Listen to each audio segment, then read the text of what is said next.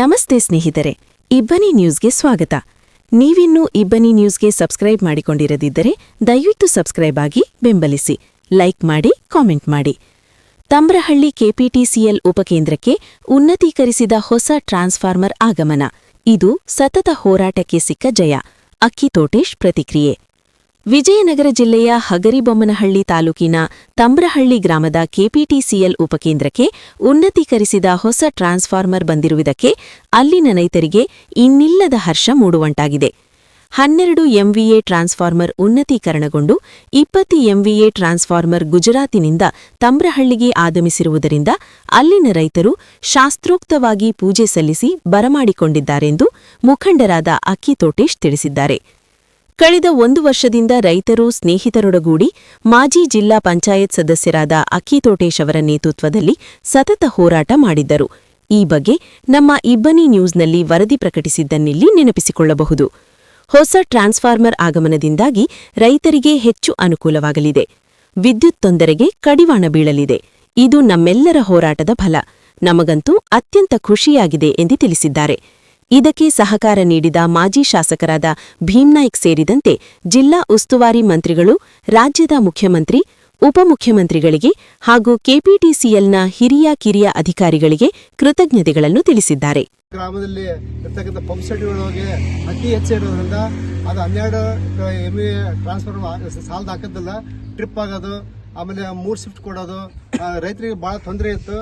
ಅದನ್ನ ಮನಗೊಂಡು ನಾವೆಲ್ಲ ನಮ್ಮ ಸ್ನೇಹಿತರು ಮತ್ತು ರೈತರೊಂದಿಗೆ ಒಂದು ವರ್ಷದಿಂದ ಹೋರಾಟದ ಫಲವಾಗಿ ಇವತ್ತು ಈ ಟಿ ಸಿ ಬಂದಿರೋದು ನಮಗೆಲ್ಲದ ಭಾಳ ಖುಷಿಯಾಗಿರೋದ್ರಿಂದ ಈ ಟಿ ಸಿಯನ್ನು ಪೂಜೆ ಮಾಡಿ ಇವತ್ತು ನಮ್ಮ ತಂಬಳಿಗೆ ಎಲ್ಲರಿಗೆ ಇದರ ಸದುಪಯೋಗ ಆಗಲಿ.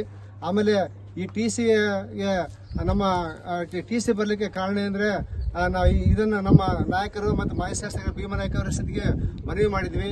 ಅವರಿಗೂ ಮತ್ತು ಲೋಕಸಭಾ ಸದಸ್ಯರಿಗೂ ಮನವಿ ಮಾಡಿದ್ವಿ ಮತ್ತು ಉಸ್ತುವಾರಿ ಸಚಿವರಿಗೂ ಮನವಿ ಮಾಡಿದ್ವಿ.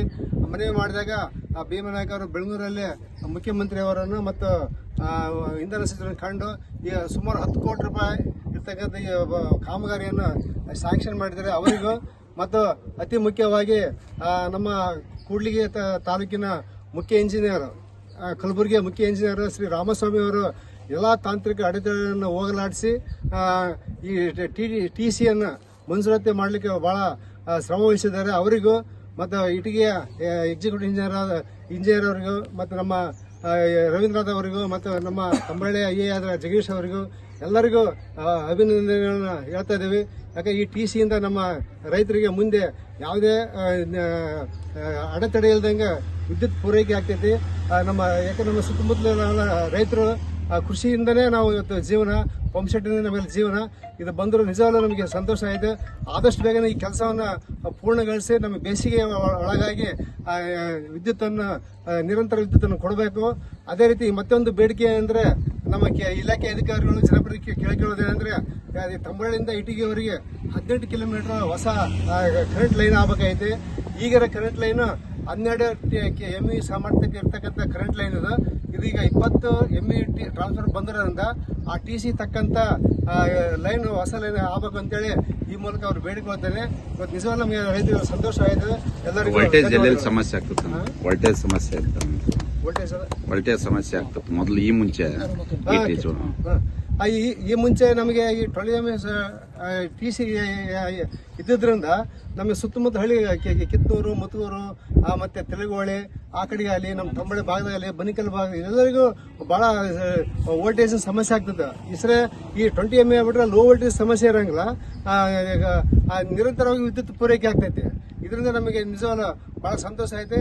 ಅದಕ್ಕೆ ನಾವು ಜನಪ್ರತಿನಿಧಿಗಳಿಗೆ, ಇಲಾಖೆ ಅಧಿಕಾರಿಗಳಿಗೆ, ನಮ್ಮ ರೈತರು ನಾವೆಲ್ಲರೂ ಅವರಿಗೆ ಧನ್ಯವಾದ ಹೇಳ್ತಾ ಇದ್ದೀವಿ. ಆದಷ್ಟು ಬೇಗ ಕೆಲಸ ಮುಗಿಸಿ ನಮಗೆ ವಿದ್ಯುತ್ತನ್ನು ನಿರಂತರವಾಗಿ ಕೊಡಬೇಕಂತ ಅವರಲ್ಲಿ ಕೇಳಿಕೊಳ್ತಾ ಇದ್ದೀವಿ.